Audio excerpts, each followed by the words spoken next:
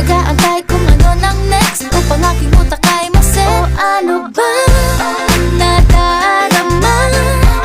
Huwag nang paligoy-ligoy-ligoy, paligoy-ligoy pa. Pwede ba?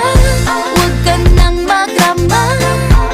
Huwag nang paligoy-ligoy-ligoy, paligoy-ligoy pa. Kwento-kwento ka tungkol sa bagay-bagay. Pag-usapan naman natin tayo medyo bagay. Ngunit mabagal ka, di mo maisipin sa bagay. Kunting tiis na lang, malapit na akong magbabay. Ano ka ba naman? Ganyan-ganyan na lang. Wala ka lang alam gawin kundi magparamdam. Hindi ko na alam, ano pa dapat ang iisipin ko o dapat ba na wag na lang. Tuwing gabi ka lang nagte-text, message ka walang effect. Nag-aantay